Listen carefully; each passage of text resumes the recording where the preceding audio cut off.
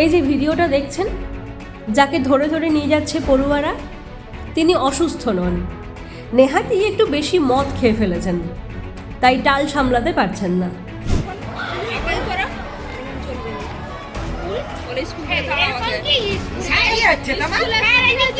অগত্যা পড়ুয়ারাই স্যারকে ধরে তাকে এগিয়ে দিচ্ছেন।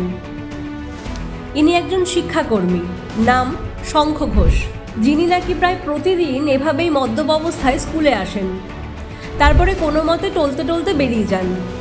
কখনো মাত্রাতিরিক্ত পান করে ফেললে স্কুলের সামনে বসে থাকেন। বেসামাল শঙ্খ স্যারকে তারপরে পড়ুয়ারাই ধরে নিয়ে যায় স্কুলে।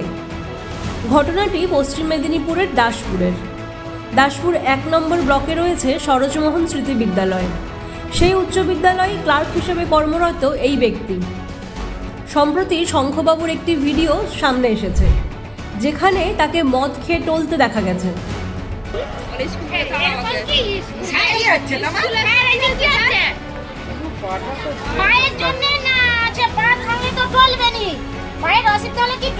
তোমরা কি প্রতিদিন এইভাবেই তাকে দেখতে পাও? মদ খেয়ে প্রতিদিন মদ খেয়ে আসে।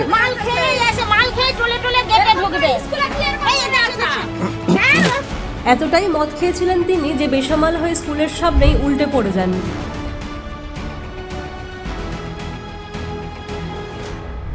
পরনের প্যান্ট খুলে গেলেও স্যারের হুঁশ ফেরেনি।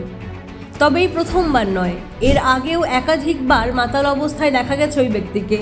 এমনটাই অভিযোগ স্কুলের বাকি কর্মীদের। প্রতিদিন রেগুলার হেডমাস্টারকে বলে, সবাইকে বলে, কোনো কেউ স্টেবল হয়নি। প্রতিদিন কন্টিনিউ ঘটনা, এটা কন্টিনিউ। গন্ধ সহ্য করা যাবে না স্কুলে গিয়ে। স্কুলের স্যার আপনারাও তাই? উনি হচ্ছে ক্লার্ক, ওনার নেশা ভাঙ করে এইভাবে তো প্রতিদিন করাটা উচিত না, ওনাকে তো বরখাস্ত করতে হবে এখান থেকে। ভিডিওটির সামনে আসার পর থেকে নিন্দার ঝড় উঠেছে। ওই শিক্ষাকর্মীর বিরুদ্ধে কড়া পদক্ষেপ নেওয়া হোক আবেদন এলাকাবাসীদের।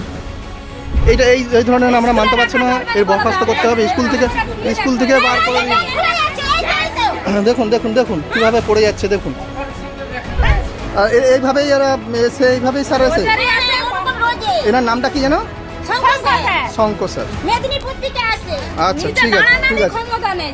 যে শিক্ষাকর্মীদের হাত ধরে গড়ে ওঠে পড়ুয়াদের ভবিষ্যৎ, যারা ভালো মানুষ গড়ার কারিগর, সেই শিক্ষাঙ্গনে যখন একজন শিক্ষাকর্মী মাতাল অবস্থায় গড়াগড়ি খায়,